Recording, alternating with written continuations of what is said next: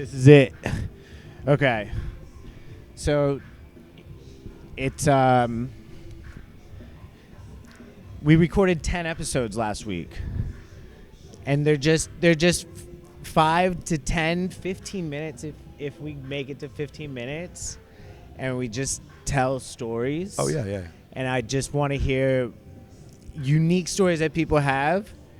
You were telling me a story before about an Australian lady. Yes. And what about wait. What about because you told that story, and I want to be genuinely surprised when you tell a story. Okay. And so in the story, somebody says, "Did you slime yet?" And that is one of the big takeaways, and I want people to not be deprived of that part. But outside of that, can you tell a story about like something that when your family gets together and tells a story about you, what is that story? Oh man. Well, okay. So, I'm a full-time musician. Sure. I work down here in Austin. Incredible on the piano, keyboard, just jamming the fuck out. I better be by now. I better be by now. Shout out your music real quick before we get into it. Okay. That part I probably should. No, you know what? That's interrupting the flow. You in charge here, man. Let's. What a level of flattery it is to you that I'm a gay man who's a top, but I'm saying I'll lay back. Tell me how you want it, Daddy.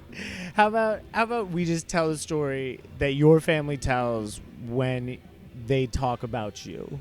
When I was a kid, I've only ever wanted to be a musician. My first memory is sitting on my grandpa's lap and him putting my hands on the piano. I was like 3, and he actually had died a few months later.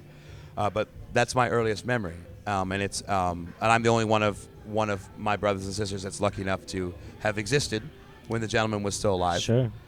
So it's a real precious memory to me for a number of reasons.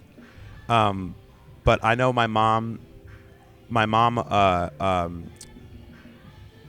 always was incredibly supportive, and I didn't even know until I was like 18 years old that she'd taken piano lessons and she could play piano. She never played piano because once it started being my thing, that she was not going to interfere with that. Sure. Yeah. Incredible mom. Yeah, incredible right. Mom. Yeah, of course I'd be a mama's boy. Spoiler alert, daddy issues and a mama's boy. But I think I was always like this, like enfant terrible, down here people call me Gaythoven. Gaythoven. Okay, I appreciate that. And that's like a vibe I've had my entire life. Like I've always been like a character, as they say where I'm from. Yeah. Oh, and where is that from? Wisconsin. I grew up in Wisconsin. I'm from I was born in San Antonio, but I grew up in Wisconsin. So the polite way to say this motherfucker's a handful is, what a character he is. So my mom was always crazy supportive of my music, because I was already such a arrogant little shit that I think the main thing that I would say about my family, what they would say about me behind my back if I wasn't here, is probably much nicer than they would say it in my face. I think because you don't get a nickname like Gaythoven if that Beethoven part doesn't stick a little bit. Yeah, sure. And more than just about being a musician. Yeah. A little bit more about, no, it's going to be my way. And that's, no. You know what I mean? So I think what they would say is that... Who came up with the name Gaythoven? Actually, it was given to me by a dear friend named Silas. Okay. Silas, when I used to do... I had a residency with my drummer, Ray Holland, over at Poor Choices. And Silas was always behind the bar. It was always a daytime thing. And this one time I was just like hollering. Because I don't know if you know this, but piano players, they're almost always drunks. Interesting. I guess now that you say that... Well, you're sat down. You're sat down. Yeah. And you can hold on to the piano. You got to be right there. So a lot of times I stand up and I go, oh, that was 12 Jaegers. So I'm hollering Jaeger at him. is your drink of choice? Well, yes. Well, you know what it is? I Okay, love well, Jägermeister. let's not overlook that. It's popular in Wisconsin, of course. Yes. I used to play rugby in Wisconsin, and they would only serve brats and beer on the sideline. Hello. Everywhere else, they have like Powerades or whatever the fuck, just things that athletes would be wanting to eat. Just brats and beer on the sideline in Milwaukee. You have no idea how much it irritates the fuck out of me that I can come down here and I can get pretty good brisket just laying around. I can get tacos laying around. But can I find a decent brat to save my fuck? No. I can't even go to a place that says that they're a sausage house and get a proper fucking brat. That's true. I never even thought about that. Well, it's just one of those things, man. You know, it's like Boeing for Soup has that like, Come Back to Texas tune or whatever. And they're like, the Mexican food sucks north of here anyway. Sure. The brats ain't shit down here. Yeah, I guess that's true. So I lived in Minnesota for a little bit, and I was trying to think what food I missed from the Midwest. Oh, it's got to be cheese brats. curds. It's got to be cheese curds. Cheese curds. It's got to be the fact you can go into any bar gross. and get a lots of matzo pizza and some cheese curds. Wait, so at a gay bar, they're serving better cheese curds? Oh, yes. What is the correlation between homosexuality and cheese curds? Oh no, that's the correlation between Wisconsin, but it does. But I mean, you eat. That makes you way eat. more You eat sense. enough cheese, nothing is going to go all the way south. So that might Sure. might make Okay. things a little bit. Yeah. a If little you bit, wanted to connect some dots, that would be a good way to do it. press some buttons. Actually, one in particular. Yeah. Okay. So sorry. Silas. Sorry, I dodged your question. The main thing that I would say is that they would probably say, my family, they would probably say that it's irritating to them that when I finally like calmed down and stopped being so difficult, and I came down to Texas, and I have all this easy rapport with all of these excellent entertainers that it's such as yourself as well. My pleasure to be a colleague. And then now all of a sudden, everyone else is saying the things to me that they were saying for me not to say to myself when I was growing up. Like my dad told me one time when I was like 16, he's like, you know that you're not going to be Elton John. I mean, you're an okay piano player, but you're not a good singer. You know, you need to stop failing math tests. You need to go to college. You're just not going to make it happen. And then like I persisted. And then so now I think what they would say is like, well, if he's going to be an arrogant little shit, at least now he's an arrogant big shit. You know what I mean? Like, Sure. that's where the Beethoven part of that Gaythoven thing comes in. You know, Beethoven was a force of nature. Sure. You know, and I think that everywhere I go, everyone always says, "Oh, you're like the hardest, straightest gay dude I've ever met." The hardest, straightest gay dude you've ever met. And I was like, how did you know? What a weird thing to say to somebody, though. It's How often do people say that to you? well, they say it a lot, but sometimes it sounds more like, you know, sometimes Sure. there might be a little pillow in the way. Sure. But no, I think that I've always enjoyed entertainers with big personalities, and all of the people I've always looked up to have been people that like could not be stopped. Sure. And I think what my parents were always trying to do is not let me have that level of swagger until they were sure someone else wouldn't be able to stop me. Sure. Like they were trying to protect me. They were trying to. I had a they similar. They were trying to check myself before I wrecked myself. For sure. My parents had a similar relationship with comedy.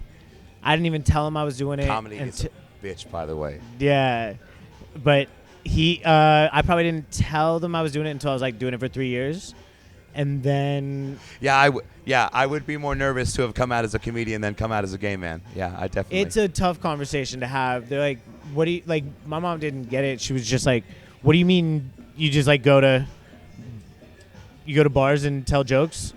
How often do you do that?" I was like, 6 times, 7 times a week, and she's just like, "That's insane." She's like, "Yes." Well, I mean, I don't know. How do you expect to be good at anything if you don't get the if repetition. you don't do it? Yeah.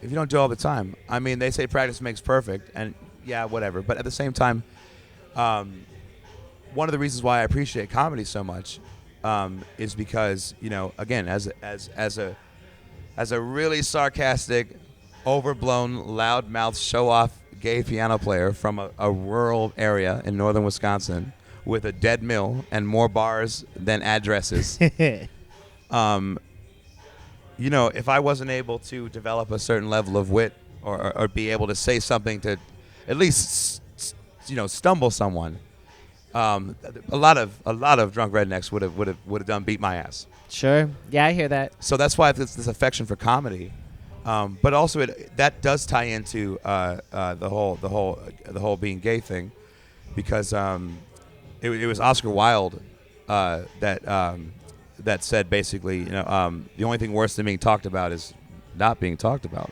Sure. Sure, I hear that.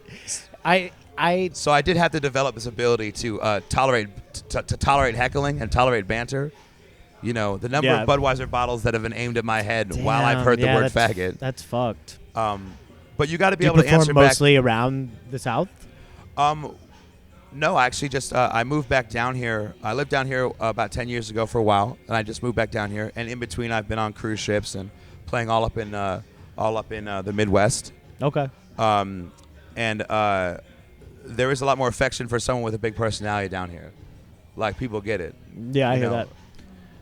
I also said I hear that 3 times in a row to what you were saying, and probably it's your podcast, but I'm apparently in charge here.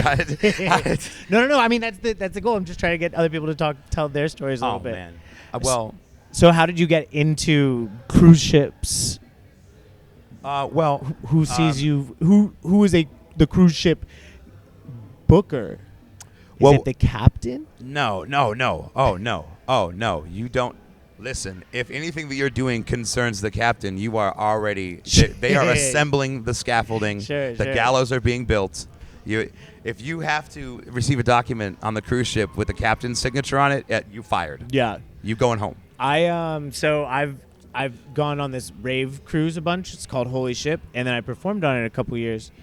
And one of the years, they do this like private island party, right? Oh yes. And I had given my friend my passport, and she was all messed up. She runs on the boat, and I don't have my passport, and I'm on this island, and it's just armed guards everywhere, and I'm in another world, right? Yeah.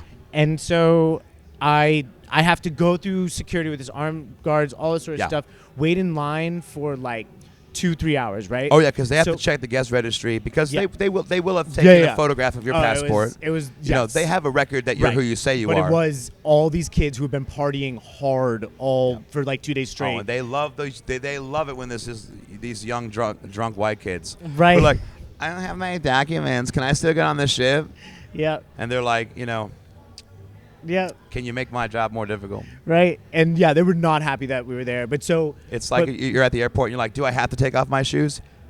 Yes, you have to stop holding up my line. Yeah. But some places they don't make you take off. Okay, but before she had my passport on the boat, the guy that I was rooming with, who was a stranger, I had been linked up. Somebody was like, hey, I got like real cheap tickets this year, and you just stay with this stranger. Score.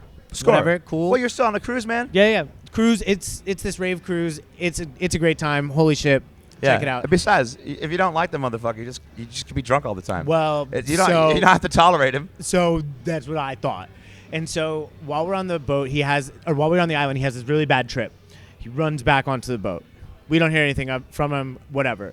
I wait on this huge line, and when I get in, I'm like, I don't want to deal with that kid if he's still having a bad trip. So I just went to my friend's room. Right. And my friend goes to go get my clothes, and it's filled with German Shepherds and Israeli cops, and they are just tearing apart the whole room. And so this kid was tripping. And do not bring drugs on the cruise ship. Do not do that. Do not do that. They care about that stuff. They will leave you in a Caribbean prison, and they will not give a fuck about it. Right.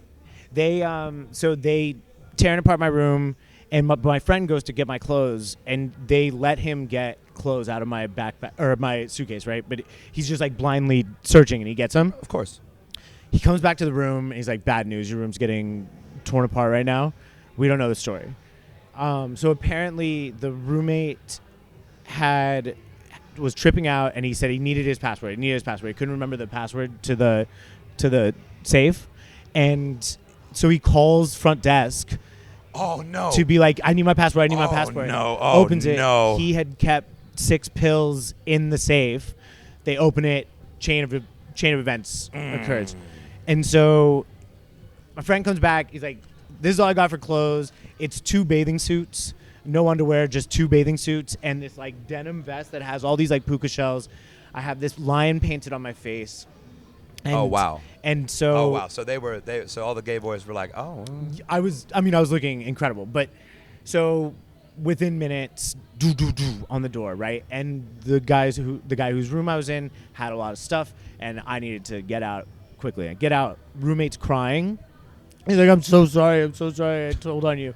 And then the Israeli cop's like, you have no idea how much trouble you're in. I was like, you have no idea how much trouble I'm not in. I was like, I didn't do shit. I don't know what you're talking about. And he's like, we know you have drugs. And I was like, I've never done drugs in my life. Yeah. And I have like a lion painted on my face. And I have puka shells. You just look like jiggling. you took a pill in the visa. I'm just like, I've never been on drugs. Never in my life have I ever. How dare you? And I was like, you're gonna feel pupils like saucers. Yeah. and I'm just like, I was like, you're gonna feel real stupid after this. And I'm just like talking all this shit, and the kids crying and all this stuff. And we go into the room, and it's these Israeli cops, and then it's all the American staff of the thing. Yeah. Yeah. And so we're in the room, and the German Shepherds are going crazy, and one of them starts going. Oh, because there's drugs in yeah. there. Well, they're going crazy in my suitcase. And I don't know, like, I think I'm like 100% sure that it's clean, but also I've been bringing it to festivals for like 5 years. Who knows? Well, If there's, and the dogs are going crazy. in that moment, did that dude throw something in your suitcase? No. So there's this secret compartment like thing that I didn't really remember about, and I open it. It's this Ziploc baggy gallon bag full of old gross sunscreen. Okay. Brown, decaying, like moldy type shit in a Ziploc, and I open it. It is the most putrid smell in the world, and I make every Israeli cop smell it. I was like, ew, ew. I was like, yeah. Does that look like black tar heroin to you? And I was like, ew, how gross. It was like, fuck you. That's all I've got. I don't got shit. And so they're getting more and more mad. Yeah. And he's like, let me frisk you. And I was like, oh, you want to frisk me? You'd like that, wouldn't you? You are in your denim vest. And there was this homophobic, like, recoil, and then the Americans laughed, and he got embarrassed, and I was like, oh, I'm going in on that, right? And so I was just like, oh, you'd love to touch me, wouldn't you? You dirty, dirty boy. This is why I love comedy, too. Right? I've been in situations not unlike this where the pressure's high, and then I just realized that that instead of swelling up, you just have to start smirking. Yeah, absolutely. He goes to frisk me, and so he comes down, and it's 2 bathing suits, and so it feels like baggies or something, like something weird's happening. He's like, what's under here? He's like, oh, look at him, guys, look what he's trying to do. What's under here? So, yeah, it's like, wouldn't you like to know? Look at this pervert. I was like, fuck this guy, right, guys? You'd be like, you just look at his eye. It's going to disappoint you. I'm an American, so you know it's cut. Like I said, you just gotta at that point. At that point, you just got to double down on it. I strip teased for him. I was like, I noticed that bass line on the piano last night at that show. I noticed when you got up and you said, can we do a little song together? And I started playing the bass line. You're like, oh, yeah, that's what I want. Boom, ba-doom, ba-doom, ba-doom, ba-doom. Just moving them hips. I challenged the guy to a push-up competition. See, now you're just showing off. Yeah, right. Because now I know I've got nothing, and he's like backpedaling. Oh no, they're trying to leave. Yeah, right. He's so pissed. Yeah. Americans are laughing. I'm killing with the Americans. The Israeli cops are so pissed off, and so then I go back to the room and I just collapse, just adrenaline, fucking. Because I was like, oh my god, I don't know if I'm about to get in the most trouble. I don't know what the fuck this means. And then you got through it. Literally, you went got back through to it the room, smelling like, a lot better than that sunscreen. Yeah, right. You got through it smelling like a rose, bro. Okay, where can they find you? Y'all can find me on Instagram. My tag is The Piano Duke. I play down here on 6th Street quite a bit. Like today is the one day I didn't happen to have a show. An incredible pianist. Check him out. An incredible dick. That's what I meant to say. That's what I meant to say. Check it out. I don't remember. Check it out. Can I deliver that story about the Did You Slime Yet? Sure. Yeah. Can I do that? Yeah. Bonus footage. Thank you for letting me ramble. Yeah, actually. I of course, appreciate of that. course. It's not like there's a huge line of people. Well, they usually aren't behind me. They're usually in front of me. Sure. When there's a line, they're usually. Yeah, they're usually waiting. What I was saying is, so my experience. This will be right on theme. Cruise ship experience. I was seeing this this dancer, Welsh guy. You know, Okay. obviously very fit, dead fit, because you know Sure. he's a dancer. And he has a roommate. His roommate happens to be straight. So we had got back to their cabin first, and we didn't realize that we should be expecting his straight roommate to not only come back at that time, but also have brought this Australian. I think she was like a karaoke host or something like that. Okay. So, you know, obviously everyone is very busy behind their curtains. And it's going on a long time. Like I had time to rest, and then I was in round 2, and then all of a sudden I just hear this like Australian lady from above, from the top bunk with that straight boy, and she's like, "Did you slime yet?" I'm still so gross. And I was like, I heard the blood rush out of his dick like someone had turned the faucet on, oh. and I felt so bad for him. Yeah, that's a real. That's like probably the least sexual line that you could say. I looked at this dancer. I'm like, hey, I can go if he needs a cuddle. Like did you slime yet? Like, oh my God. Well, obviously not. Well, it's not gonna happen now. Like, I mean, how soon did you share the information with your roommate or with the dancer's roommate that you had heard that? I'm sure line? they knew that we were there. Probably. I mean, it should be very clear that That people would on the make- bottom that bunk were would having a little make bit it- more fun than the people on the top bunk. That would make it a lot worse. That would make it a lot worse to have spectators hear that. Yeah. When I'm shaking that built-in bunk bed harder than he is, and she's like, "All right, so." I built-in bunk beds. All right, we love you. Mwah. Thank you. Thank you for coming on, Anthony. Everybody, Thank you for having me, Gaythoven. Gaythoven.